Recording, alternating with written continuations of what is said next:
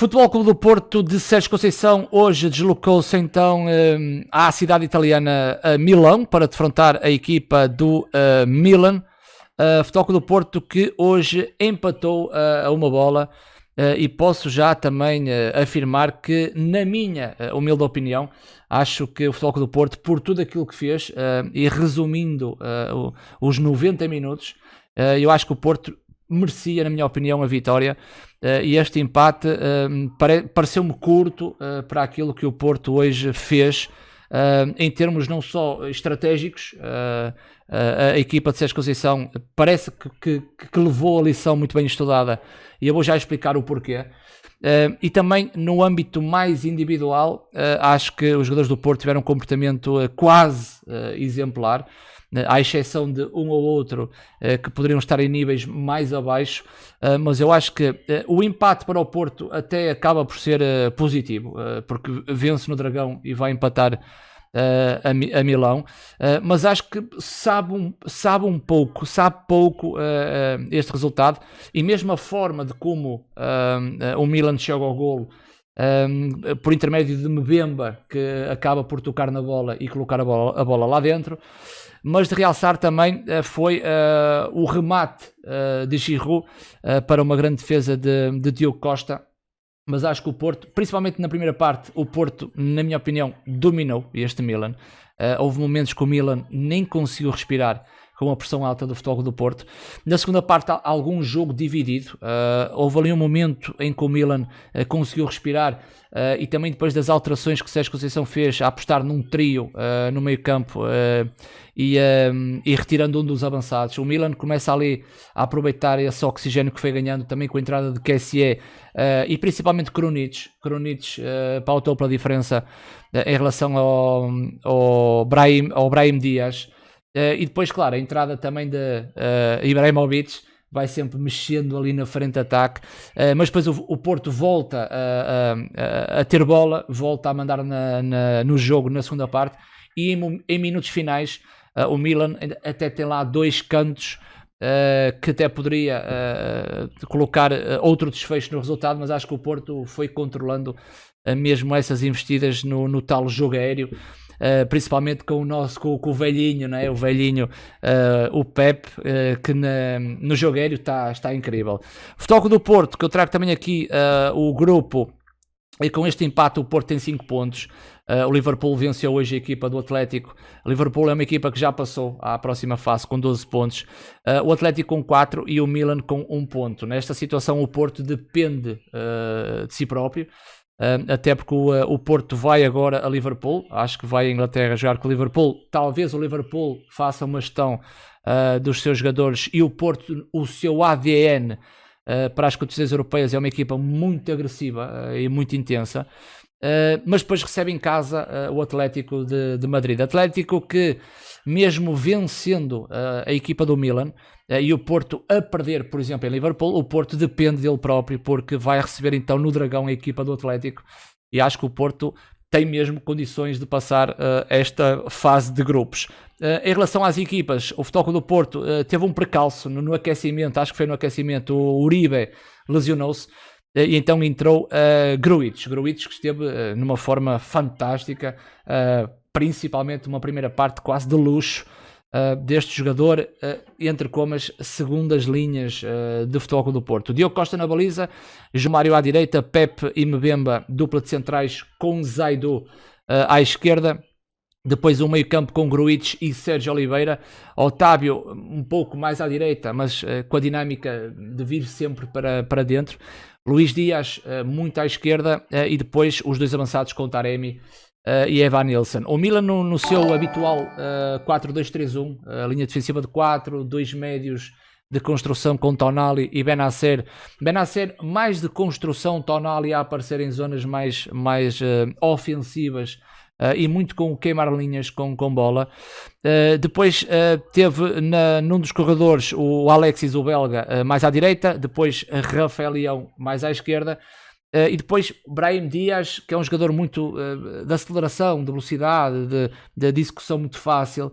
É um jogador que nunca conseguiu depois trazer o melhor futebol que ele tem, muito por culpa da organização defensiva do Futebol Clube do Porto. E na frente, então, o francês Giroud. Nas questões táticas, ou seja, eu comecei a falar de um Futebol Clube do Porto que em termos de estratégia acho que funcionou. E acho que o Sérgio Conceição fez muito bem o trabalho de casa, na perspectiva de que eu vou pressionar alto, mas vou criar condições para tal. Eu acho que este Futebol do Porto não pareceu ter referência no homem, não é uma marcação HH, é ter a referência do homem e fazer uma aproximação. Eu acho que este Futebol do Porto funcionou muito mais na zona do que propriamente nessa referência ao homem. E o grande exemplo é que, mesmo numa saída, em que numa saída de bola do Milan, e depois o Milan já a tentar construir numa zona mais intermédia, eu vi muitas vezes o Taremi a descer as linhas, mas muito focado na zona, ou seja, uma indicação de Sérgio Conceição de dizer: Taremi, Porto, quando não tem bola, a equipa, tu tens que descer e tentar anular ou incomodar a dupla de médios Benacer e Tonali. E em muitas situações eu vi isso. Vi o Taremi cada vez mais descido quando o Porto não tinha bola, e isso funciona com e sem bola, porque o Porto com bola, Taremi também desce para vir receber bola. Mas um Porto sem bola, em muitas situações, não estou a dizer numa reposição de bola, num pontapé de baliza, não é essa a situação, porque o Porto também fazia subir os seus jogadores e tentava anular, mas com essa descida de Taremi, quando o Milan taticamente colocava os dois médios em cunha, porque numa reposição de bola, que eu vou já mostrar, apenas ia um dos médios do Milan, e aí era muito mais fácil depois anular essa zona e esse jogador, do que propriamente quando o triângulo roda e tens dois médios e um jogador do Porto vai ter que fechar essa zona, e nesse caso era Taremi. E eu falo isso na zona porque não pareceu ver um Futebol Clube do Porto completamente numa marcação HH, porque eu acho que isso nunca vai funcionar neste futebol moderno, e basta o adversário ser mais rápido um segundo, que depois fere toda a organização defensiva. O Milan, que tinha a referência dos dois centrais, e então fazia um dos jogadores, Tonali ou Benacer, a ir buscar o jogo, e depois ficava aqui numa perspectiva de que ou vai Tonali e Benacer fica, ou vai Benacer e Tonali fica, e depois Brahim Dias era o jogador que procurava aquele espaço para receber a bola.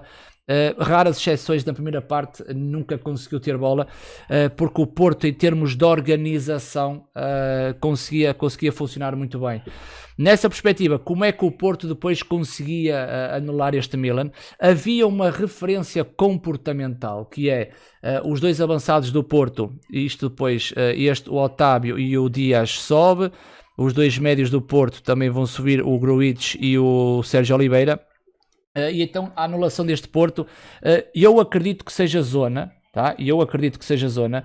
Porquê? Porque o Porto depois ficava assim, o Gruitch poderia encaixar no Brahim Dias, e depois o Sérgio Oliveira encostava em Benacer, mas depois ficava aqui alguém a faltar. Se isto fosse a referência ao homem, não diga HH, mas se fosse referência ao homem. Mas para vocês verem como é que o Porto funcionava, e muito bem estudado esta situação, nós aqui temos uma grande falha, que é, numa saída A3 o Porto tem dois, mas depois cá atrás existem dois médios do Porto para dois médios da equipa do Milan, neste caso o Brahim Dias e o Benacer, supondo que este era o Tonali. E era aqui que o Porto funcionava muito bem, que é, se a bola estivesse no central do lado esquerdo, e estamos a falar aqui numa situação de zona, nós conseguimos ver que este jogador, vamos imaginar que é o Evanilson, que era responsável por esta zona, faz com que o Porto aqui se desmonte. E desmonte-se como? Há imagens que conseguem provar aquilo que eu estou a falar. E como é que o Porto se desmonta? Vai arrastar o Taremi para esta posição e vai puxar o Luís Dias mais para o corredor central.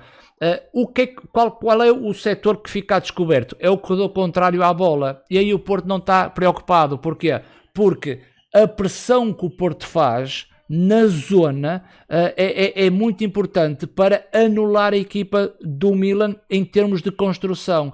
porque do outro lado acontecia exatamente a mesma coisa. A bola quando chegava a este central, o que acontecia? Era, por exemplo, Taremi que poderia pressionar esta zona do central, mas depois havia aqui um equilíbrio, porque o Evanilson ficava e era o Otávio que subia linhas. Outro exemplo fundamental foi ao minuto 48.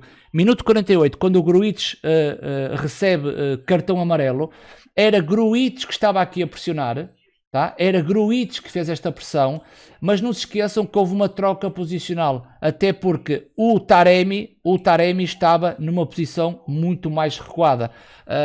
Isto funcionou muito bem, ou seja, existe a responsabilidade de um jogador pressionar uma zona, mas se o teu companheiro estiver mais próximo dessa zona, eu vou deixar que ele vá lá, mas eu depois vou ter que compensar a zona do meu colega que está nessa pressão muito alta. Isto é fácil anular este Milan quando, por exemplo, tecnicamente, e em termos técnicos, e tu tens Benacer e Tonali, tecnicamente é uma equipa que poderia sair muito bem da pressão, mas eu acho que faltou este Milan um jogador cerebral que conseguisse romper esta teia do Futebol Clube do Porto, que na minha opinião falhou, que é o Brahim Dias. O Brahim Dias, que eu já vi em outros jogos, ter essa capacidade de no espaço e fugir à marcação, de procurar linhas e ferir esta equipa do Porto. Facto é que Gruitch também teve um papel muito importante. Não só Gruitch como Sérgio Oliveira sem bola, porque ambos faziam ali permuta de posicionamento, porque o mais importante é salvaguardar a zona. Nesta perspectiva, ou seja, consoante o lado da bola, um dos extremos pressionava alto logo na primeira linha do AC Milan, isto funcionou. E eu ontem dei o exemplo no jogo do Benfica, que quando taticamente uma equipa não está a roçar a perfeição, ou seja, taticamente uma equipa não está a ser bem trabalhada, nós, treinadores, temos que esperar que no âmbito individual ele vá esconder esses erros que taticamente a equipa está a sentir. Nessa perspectiva, o Futebol Clube do Porto conseguiu isso, ou seja, eu vou pressionar. Em que condições? São estas. Vamos tentar. Estamos a conseguir. Mas em determinados momentos, quando nós não estamos a conseguir, então aí aparece o âmbito individual. E o Porto tem esse ADN. Não perguntem o porquê que o Porto tem este ADN, mas o Porto nas competições europeias tem esta predisposição. Ou seja, é uma equipa que todos os jogadores correm mais que o adversário. Todos os jogadores querem ganhar duelos. Todos os jogadores metem o pé mais alto.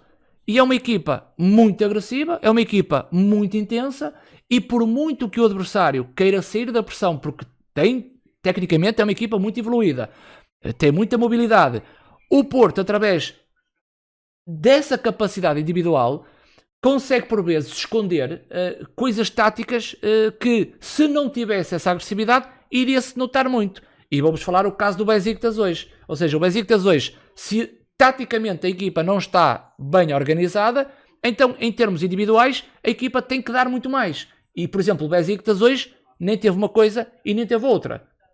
Também por mérito do Sporting, mas a definição desse Besiktas hoje foi essa.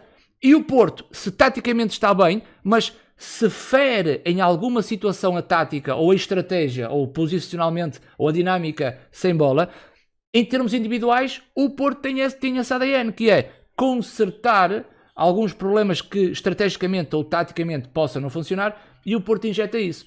Dessa forma, e até arrisco-me a dizer que este Milan, a jogar em casa, em muitos momentos da primeira parte, nem conseguiu respirar. E isso deve-se a quê? Deve-se a um trabalho coletivo, mas o trabalho coletivo só é muito bem visível se o individual trabalhar bem e se cada um fizer aquilo que tem para fazer para a sua posição. E nesse aspecto o Porto teve muito bem na primeira parte. Na segunda parte, até porque o Porto entra a controlar o jogo, mas há um determinado momento em que o Porto depois tenta fazer uma gestão, e é perfeitamente normal, e por muito que o treinador diga para a equipa subir,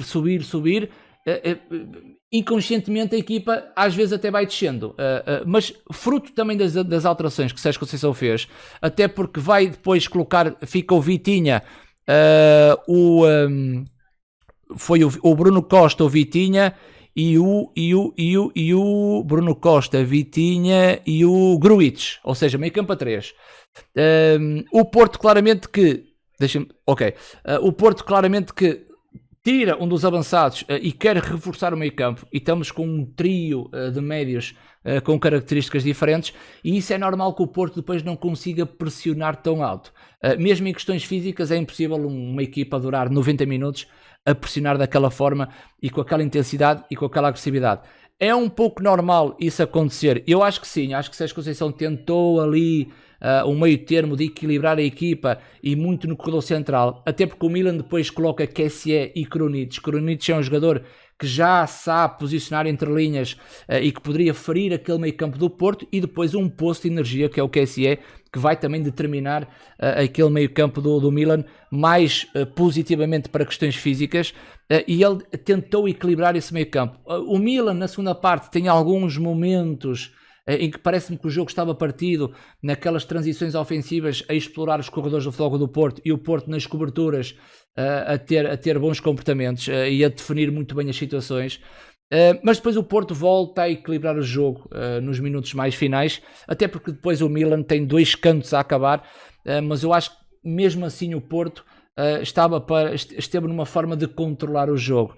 O Milan que marca um golo de uma forma peculiar, ou seja, há uma defesa do Diogo Costa, depois a bola vai para um corredor ou descai, há um cruzamento, o próprio Mbemba coloca o pé na bola e faz um autogol, mas eu acho que no cômputo geral, e falando aqui no cômputo geral, acho que este resultado para aquilo que o Porto fez acaba por ser injusto. Também puxo um pouco a brasa à minha sardinha, até porque sou português, e tudo que seja fora, eu sou a favor dos clubes portugueses. Apesar de gostar muito do Milan, torço pelos clubes portugueses.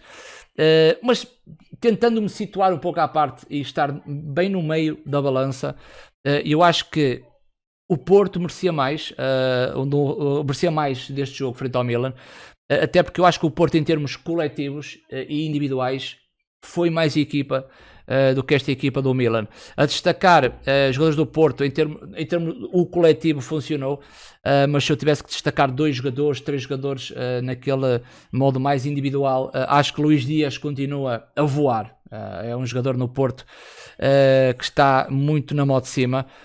E depois uma grande surpresa, que foi o facto do Gruitch, como não falar em Gruitch, a ser um jogador que vai tendo poucos minutos no Porto, acredito que vai ter mais, mas apareceu de uma forma fantástica, não descurando também uma equipa com o João Mário, com o próprio Otávio, faz um trabalho muito bom, Taremi incansável, Evanilson a crescer cada vez mais, e depois jogadores ali com dúvida. Sérgio Oliveira, parece-me que não está o mesmo Sérgio Oliveira. Zaidu continua a ser curto para o Futebol do Porto. Mbemba, lances em que poderia definir melhor e acaba por ficar curto em algumas situações. Pep, à idade que tem, continua a ser um jogador incrível, e por isso é que eu acho que em termos individuais acho que o Porto foi superior. Olhando para o Milan, e nós gostamos muito dos nomes, o próprio Calabria saiu ao intervalo porque Luís Dias fez dele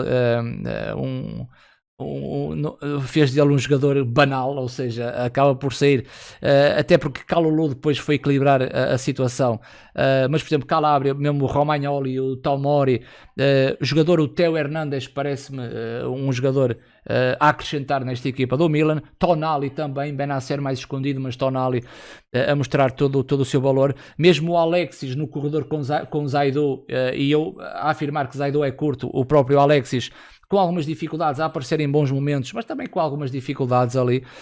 E depois Rafael Leão com aquele duelo fantástico com o João Mário. João Mário, o miúdo, a portar-se muito bem, dado às questões físicas de Rafael Leão, e mesmo o Giroud, aquele remate fora da área com o pé esquerdo, grande indicação do francês para uma excelente defesa de Diogo Costa. Por isso é que eu digo, em termos individuais e em termos coletivos, acho que o Porto merecia mais. Mas o Porto continua a depender de si próprio para passar à próxima fase. Eu acredito que este Porto vai passar, e acho que o resultado ficou bastante curto. Não te esqueças de dar aquele likezinho aqui no vídeo, ajuda muito. Subscrevam o canal E pronto, agora só vamos ter vídeos no próximo fim de semana a contar para a Liga Bwin.